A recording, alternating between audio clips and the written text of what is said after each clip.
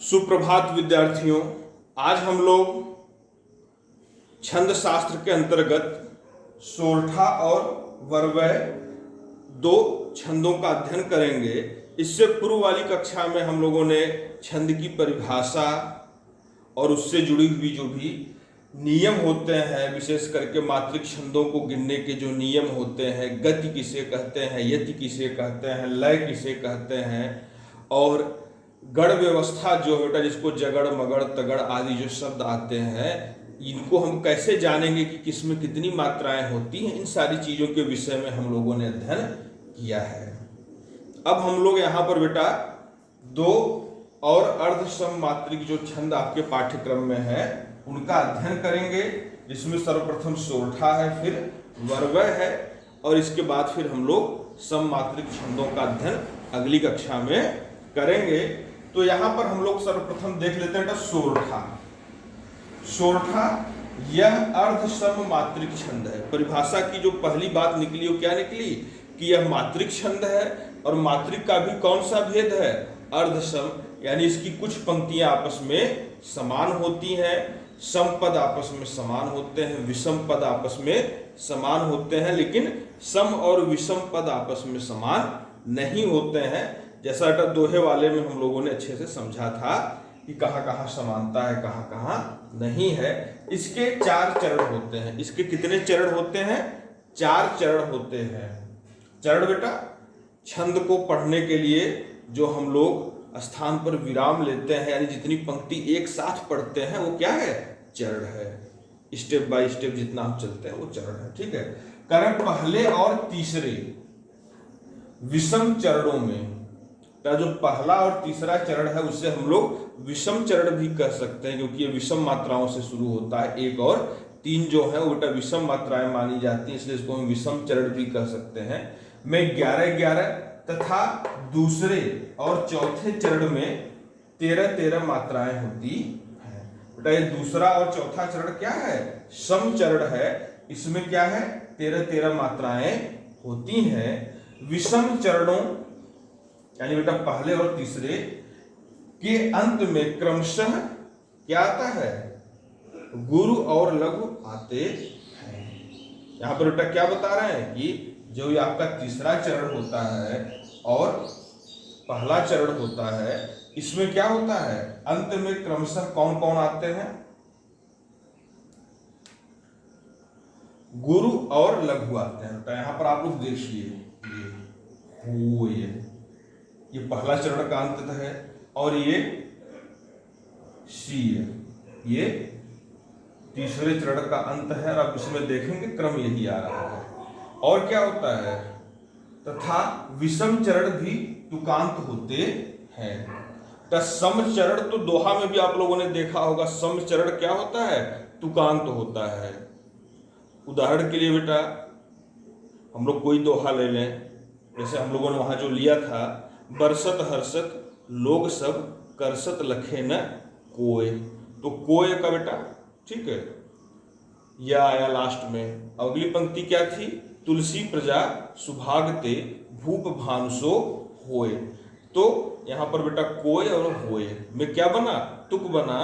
तो अंतिम लाइनें यानी जो चौथी और दूसरी हैं वो तो तुकांत दोहे में भी होती थी, लेकिन सोरठे में क्या जरूरी है कि यहां पर भी तुक हो। जैसे बेटा यहां पर है होय सी, ठीक है, सी बेटा सही सोए है, ये होय और सोए, होय और सोए में क्या हो गया? तुक हो गया बेटा, ये सी न हो करके थोड़ा सा हमें भी पढ़ने में भ्रम हो गया, सोए है। अब मात्राएं देख लेते हैं। ये बेटा इसका पहला चरण, ये दूसरा चरण, ये तीसरा और ये चौथा चरण। ठीक। पहले चरण में मात्राएं देखते हैं। जो में 2 मात्रा बेटा ओ है, 2 मात्राएं। सुमृत में सारे लघु हैं। सीधी होए, जिनका स्मरण करते ही क्या हो जाती है? सिद्धि हो जाती है। अब मात्राएं गिन लेते हैं, देखते बेटा नियम से सही सही चल रहे हैं कि नहीं। 1 2 3 4 5 6 7 8 9, 10, 13। कितनी मात्राएं हो गई बेटा ये देखिए गलत लग गया है, और मात्राएं बढ़ जा रही थी, 13 हो जा रही थी। मुझे लगा कि ये तो दोहा तो नहीं लिख लिया मैंने गलती से उदाहरण में। क्या हो गया बेटा? 1, 2, 3, 4, 5, 6, 7, 8, 9, 10, 11। तो पहले चरण में कितनी मात्राएं हो गई? 11। अब दूसरे में देखिए 1, 2, गणनायक बेटा, गणनायक में 1, 2 लघु आए, फिर एक गुरु, फिर इसके बाद 2 लघु। गणेश जी को कहते हैं बेटा गणनायक, करीबर। अब बेटा ये पूरी मात्राएं गिन लेते हैं, 1, 2, 3, 4, 5, 6, 7, 8, 9, 10, 11, 12, 13। तो दूसरे चरण में कितनी मात्राएं हो गई? 13 हो गई। अब उसके बाद क्या है? कर बेटा आगे देखिए, 1, 2, 3 सब लघु है। अनुग्रह में बेटा 1, 2। अनुग्रह में आप लोग देख रहे होंगे बेटा की आधार रह है, तो ये क्या हो गया? संयुक्त व्यंजन हो गया। तो नियम के अनुसार अभी क्या हो गया? गुरु हो गया। अनु में बेटा न पे छोटा उ है, लेकिन इसके आगे संयुक्त व्यंजन होने के कारण अब ये क्या हो गया? गुरु हो गया, ग्रह। अब इसकी भी मात्राओं की गणना करते हैं, 1, 2, 3, 4, 5, 6, 7, 8, 9, 10, 11। तीसरे स्टेप में भी कितनी मात्राएं हो गई? 11। इसी प्रकार बेटा बुद्धि वाले में भी वही नियम लग गया, संयुक्त व्यंजन होने का। संयुक्त व्यंजन आने के कारण बेटा ब पे छोटा हुआ, लेकिन फिर भी यह गुरु गिना जाएगा, क्योंकि संयुक्त व्यंजन के आगे वाला यदि लघु होता है तो उसे हम क्या गिनते हैं? गुरु गिनते हैं बेटा, गुरु। ठीक है, अब देखते हैं इसको। 1, 2, 3, 4, 5, 6, 7, 8, 9, 10, 11, 12, 13। चौथे में भी क्या हो गई? 13 मात्राएं हो गई। तो सर्वप्रथम बेटा जो चीज हम लोगों ने समझी कि सारी मात्राएं बराबर आ गई। और क्या नियम था कि जो विषम चरण है यानी पहला और तीसरा, उसके अंत में क्या आना चाहिए? गुरु और लघु आना चाहिए। तो इसके अंत में देखिए गुरु और लघु आया है कि नहीं? यहाँ पे आया है और यहाँ पर आया है। ठीक है, इसके अलावा बेटा और क्या था कि ये सम होने चाहिए, इनमें भी तुक होना चाहिए। विषम चरण भी क्या होते हैं? इसमें तुक वाले होते हैं। सम चरण तो होते ही होते हैं, विषम चरण में भी क्या होता है? तुक होता है। जैसे बेटा यहाँ पर होए और यहाँ पर सोए, यहाँ पर बदन और यहाँ पर सदन। तो होए सोए में, बदन सदन में क्या है?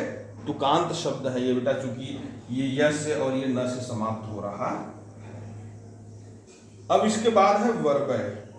क्योंकि बेटा आप लोग अब तक दोहा और सोरठा तो पढ़ते आए होंगे। अच्छा, सोरठा में एक चीज और है कि इसकी परिभाषा में सर्वप्रथम आप लोग एक ही पंक्ति लिखते हैं कि यह दोहा का उल्टा होता है।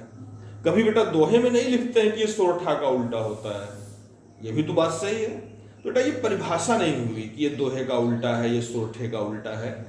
ये बेटा उसके लक्षण हो सकते हैं, उसकी एक सामान्य पहचान हो सकती है। ठीक है, अब देखते हैं बरवय। बेटा बरवय छंद आप लोगों के लिए, खास करके जो 11 के बच्चे हैं उनके लिए भी नया है। तो इस छंद के विषय में कुछ जान लेते हैं। बेटा बरवय छंद ये भी क्या है? अर्धसम मात्रिक छंद है और इसके भी 4 चरण होते हैं। इस छंद का बेटा सर्वाधिक प्रयोग तुलसीदास जी ने और अब्दुल रहीम खान खाना, जिसको बेटा हम लोग रहीम दास के नाम से जानते हैं, इन दोनों लोगों ने किया है।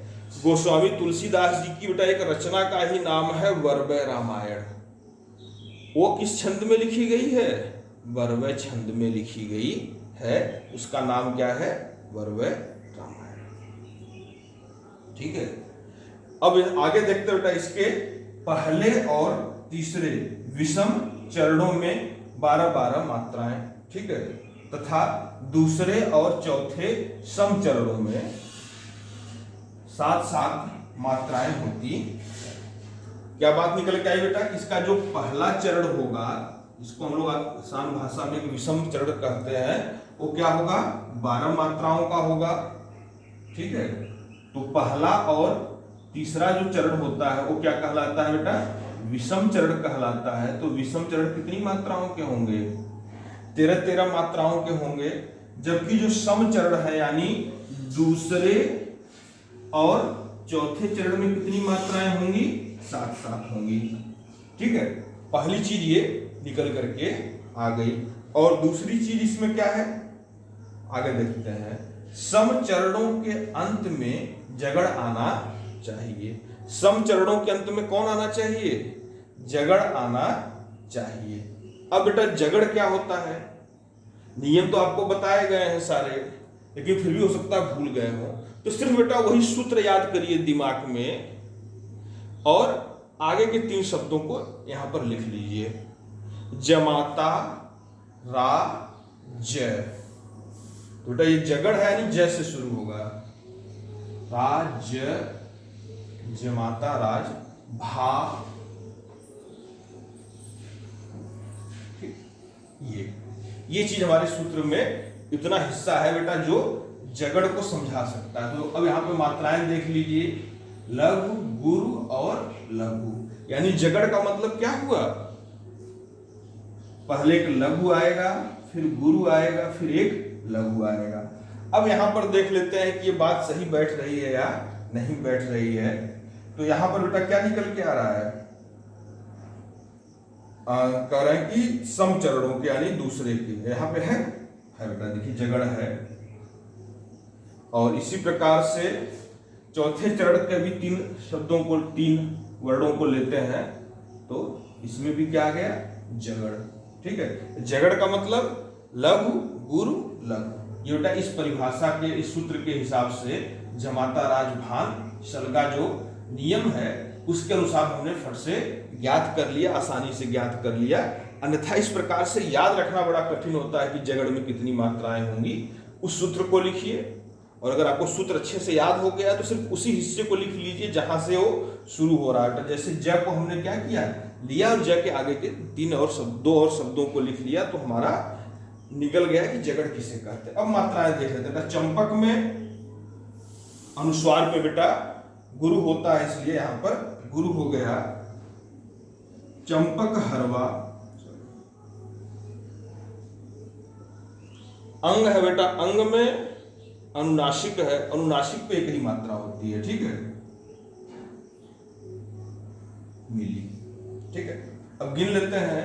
2 3 4 5 6 7 8 9 10 11 12 13। देखिए बार बार मुझसे भी गलती हो रही है, तो गलती किसी से भी हो सकती है। अंग पे बेटा मैंने जल्दी जल्दी में 2 मात्राएं लगा दी और गिनती कितनी हो गई? 13। अब एक कर ली। अब देखिए 1 2 3 4 5 6 7 8 9 10 11 12। अब कितनी मात्राएं आ गई? 12। ये 12 सही हो गई। और बेटा क्या है? अधिक शुभाए। अधिक में ठीक है सारे लघु है। 1 2 3 4 5 6 7। कितनी मात्राएं हो गई? 7 मात्राएं हो गई। बेटा जानी परे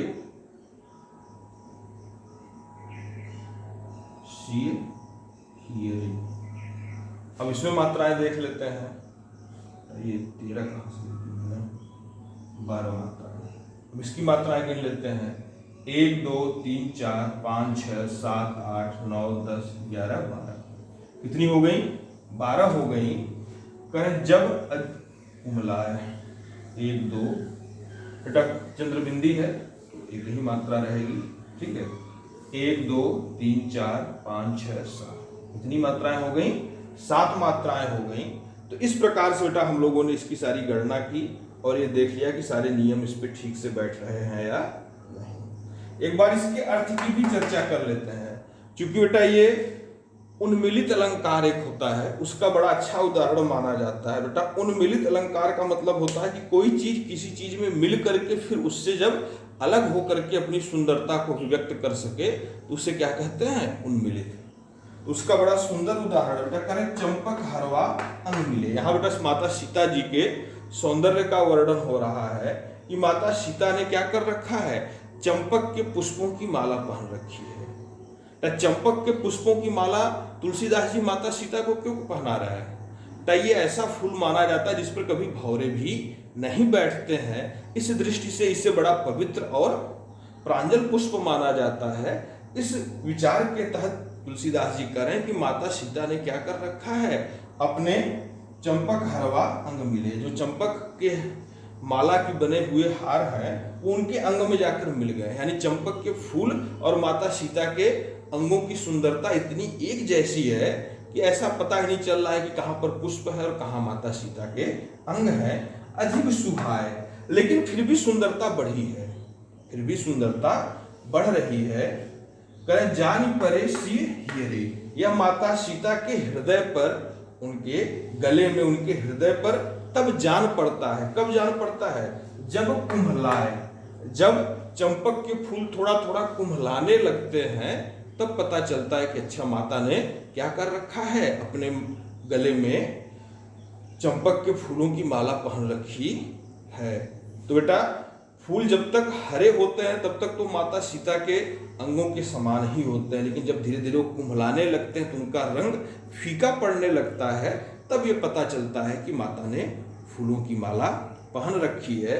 तो इस दृष्टि से यह उन्मिलित अलंकार का उदाहरण भी माना जाता है। बेटा उन्मिलित अलंकार में क्या होता है, पहले कोई चीज मिले फिर अलग हो जाए, मिलने से थोड़ा कम हो जाए। जैसे बेटा 20, ठीक, 19, 30, 29, उनका मतलब क्या होता है हिंदी में बेटा? एक कम। तो यहाँ पर उन्मिलित का भी मतलब होता है कि मिलने की अवस्था से थोड़ा सा कम की अवस्था, यानी जो मिल करके थोड़ा अलग हो जा रहा हो वह क्या है? उन्मिलित है। तो बेटा इस प्रकार से हम लोगों ने सोरठा और वरवय के विषय में पढ़ा। अब अगली कक्षा में हम लोग सममात्रिक छंदों का अध्ययन करेंगे, जिसमें विशेष रूप से चौपाई, रोला, हरिगीतिका जो आपके पाठ्यक्रम में है उनका हम अध्ययन करेंगे। धन्यवाद। जय हिंद। आपका दिन मंगलमय हो।